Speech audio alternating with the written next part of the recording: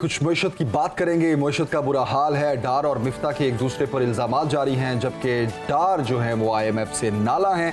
इस सारी सूरत हाल में बात करेंगे। पाकिस्तानी मईशत की इस वक्त क्या सूरत हाल है, हमें doctor Salman Shah ex finance minister join करेंगे। एक ब्रेक के बाद हाजिर होते हैं। देखते रहिए सुनो पाकिस्तान। वेलकम टू सुनो पाकिस्तान। और अब बात करते हैं मईशत की। मईशत का बुरा हाल है। डार और मिफ्ता एक दूसरे पर इल्ज़ामात लगा रहे हैं और IMF से भी नाला हैं। और पाकिस्तान इस वक्त मुश्किल मौशी हालात का शिकार है, जिसका असर महंगाई की सूरत में अवाम पर निकल रहा है। मुल्क की खराब मौशी सूरत हाल और इसकी वजह से अवाम के लिए बढ़ती हुई मुश्किलात पर मौजूदा इत्तेहादी हुकूमत, जिसकी सरबराही पाकिस्तान मुस्लिम लीग नून कर रही है, और पाकिस्तान तहरीक इंसाफ की साबका हुकूमत के दरमियान जो है वो इल्ज़ाम तराशी का ना रुकने वाला सिलसिला जारी है, जिसमें एक दूसरे को मुल्क की खराब मौशी सूरत हाल का जिम्मेदार करार दिया जा रहा है। एक तरफ मईशत जो है वो तबाही के दाने पर है, दूसरी तरफ सियासी इस्तेहकाम की सूरत हाल इंतहाई खराब है। खान साहब जो है वो लॉन्ग मार्च के बाद इत्तेहादी हुकूमत पर जल्द इलेक्शंस के लिए दबाव डाल रहे हैं और कह रहे हैं कि उन्हें इख्तियारात दिए जाएं। Ex finance minister doctor Salman Shah हमारे साथ हैं। डॉक्टर साहब, बहुत शुक्रिया हमें ज्वाइन करने के लिए। कहिएगा कि मौजूदा मुआशी जो सूरत हाल है, इससे निमटना, इससे निकलना कैसे मुमकिन हो पाएगा, जबकि मिफ्ता साहब, डार साहब दोनों IMF से भी नाराज़ हैं, नाला हैं, क्योंकि IMF ने मज़ीद कुछ शराइत लगा दी हैं, टैक्सेस बढ़ाने की बात की है। मईशत की पहले ही बुरी हालत है और IMF की इन शराइत को कैसे माना जाएगा, क्या पॉसिबिलिटीज़ हैं? देखिए, अगर तो हमने अपने मसलों को हल करना है तो हमें IMF प्रोग्राम करना पड़ेगा। अब उसको समझने के लिए ये इम्पोर्टेंट है कि बहुत बड़े मसले हैं। नंबर एक तो ये है कि हमारा बैलेंस ऑफ पेमेंट क्राइसिस है, यानी कि हमारे पास डॉलर्स नहीं है और डॉलर्स हमने अदा करने हैं, क्योंकि हमने अपने कर्ज वापस करने हैं, हमने इंपोर्ट्स के लिए डॉलर्स हमें चाहिए, तो हमारी एक्सपोर्ट्स बहुत कम है, इंपोर्ट्स बहुत ज़्यादा है, तो डॉलर का भुगतान है। अब इस हालात में IMF प्रोग्राम का जो दवाई है वो ये है कि आपने एक्सचेंज रेट को फ्लोट करना है, यानी कि जो मार्केट डिटरमिन्ड रेट होगा उस पे आपने लेके जाना है। इस वक्त हमें पता है कि मार्केट में तकरीबन 250 रुपये पे डॉलर चल रहा है और स्टेट बैंक का जो है रेट वो कोई 225 के करीब है। तो ये इतना बड़ा गैप जो है ये आपकी इकोनॉमी को डीरेल करता है। उससे ये होता है कि सारा कुछ जो है वो अंडरग्राउंड चले जाता है, हवाला में चले जाता है। दूसरी तरफ आपका जो फिस्कल मसले हैं जो ये क्रिएट करते हैं कि आपका रेवेन्यू ही नहीं है और गवर्नमेंट अपने अखराजात बढ़ाती चली जा रही है लेकिन रेवेन्यू बढ़ा नहीं सकती, तो वो भी IMF कहता है कि इसको बैलेंस करें। अगर आप रेवेन्यू नहीं बढ़ा सकते तो फिर खर्चे कम करें। तो IMF कोई इतनी अजीब बात नहीं कर रहा, मुश्किल बात जरूर कर रहा है, बट अगर आपने अपनी बीमारी का इलाज करना है तो फिर वो दवाई खानी पड़ेगी। बिल्कुल बिल्कुल। सलमान साहब जी। और ये मैं कहने लगा था कि जो कर्जे बैरून मुल्क कर्जे हैं ये हमने पिछले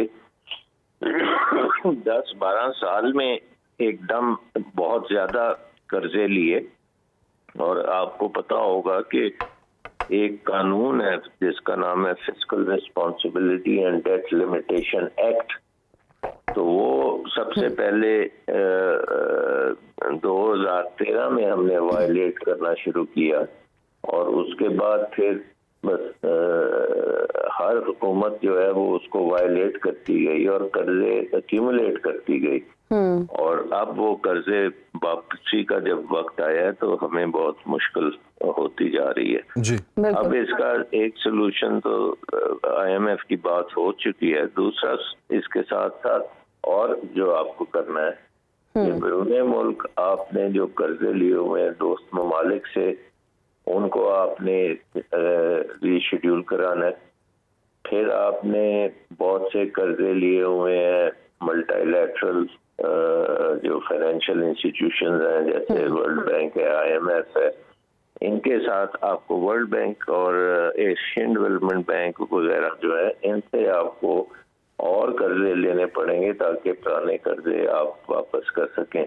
जी। और फिर कमर्शियल बैंक से भी आपने कर्जे लिए हुए हैं तो उनके साथ भी आप कुछ नेगोशिएट करना पड़ेगा। जी। और फाइनली आपके कर्जे जो हैं कैपिटल मार्केट्स के हैं, जो सुकूक है और दूसरे बॉन्ड, यूरो बॉन्ड्स हैं, उनमें एक जो अर्जेंट था वो तो पाकिस्तान ने पे कर दिया और उससे एक पॉजिटिव सिग्नल जरूर गया। जी, स्कूक बॉन्ड्स वाला मामला, जी बिल्कुल सही कहा। सलमान साहब, मैं आपसे इसी मुतालिक एक सवाल पूछना चाहूँगा। आपने जिस तरह एक्सपोर्ट्स की बात की कि हमारी इंपोर्ट ज़्यादा है, एक्सपोर्ट्स कम है, आपके ख्याल में अब तो तवानाई का भी बहरान नहीं है और हमारी इंडस्ट्रीज़ भी चल रही हैं, इसके बावजूद एक्सपोर्ट्स में कमी क्यों है? दूसरी जानिब जिस तरह आपने खर्चे कम करने की बात की, तो हुकूमत जो है वो क्यों नाकाम है खर्चे कम करने पे? हालांकि जितने भी सरकारी इदारे हैं उनके अपने अपने अरबों रुपए बैंकों में फिक्स पड़े हैं, if I am not wrong, और मैं माजरत के साथ इसको जो है वो मेंशन भी करना चाहूँगा, और इसके बावजूद खर्चे कम नहीं कर रहे और शाहाना लाइफस्टाइल है हुकूमत का और इदारों का। इस मुतालिक क्या कहेंगे आप?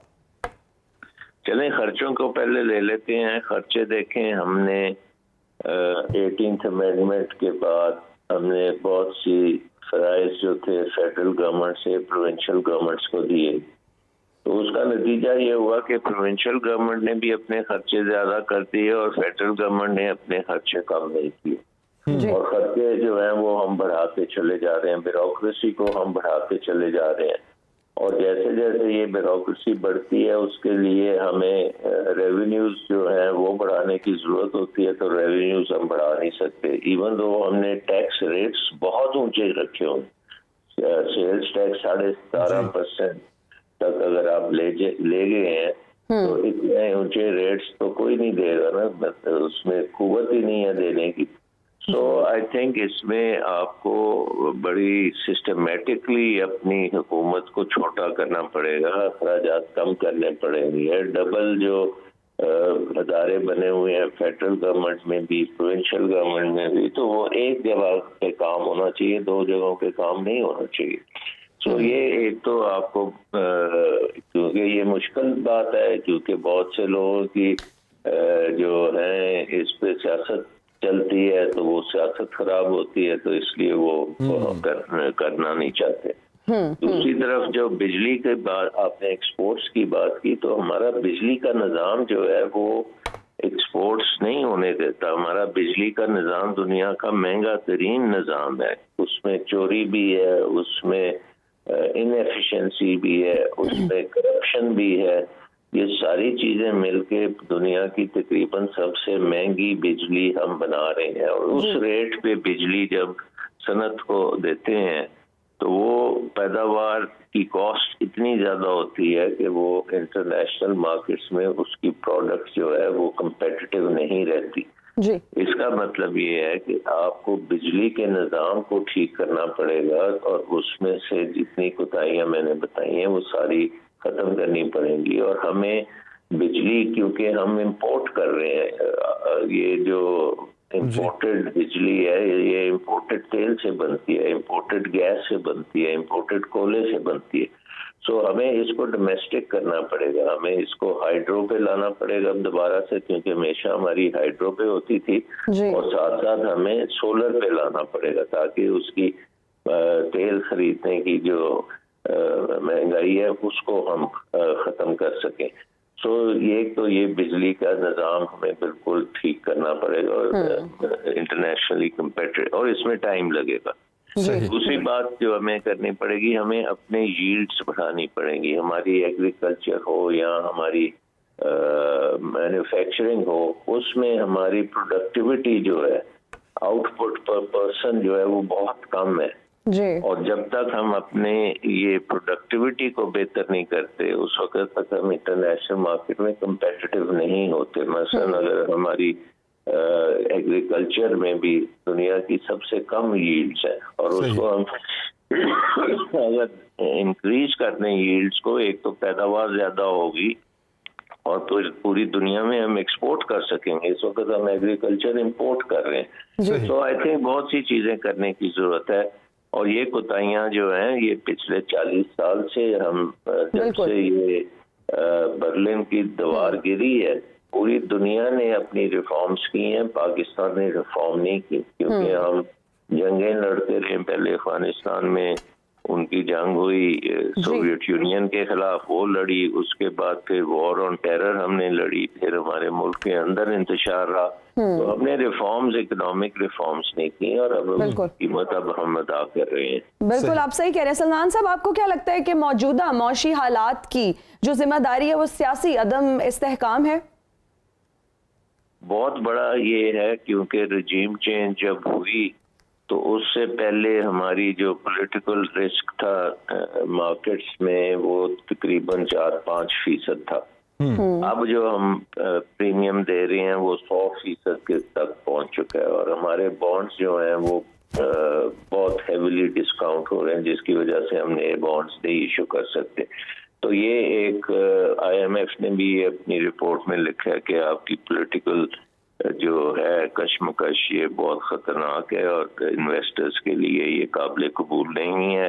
इस हालात में पाकिस्तान में इन्वेस्टमेंट नहीं होगी और इसका एक ही सलूशन है जो जमहूरियत में होता है कि ऐसे हालात में आप इलेक्शन करते हैं और फिर अवाम जो फैसला करते हैं उसके मुताबिक एक स्टेबिलिटी आती है। अवाम के फैसले का मतलब होता है कि जो भी गवर्नमेंट आएगी उसको अवाम की सपोर्ट है जी।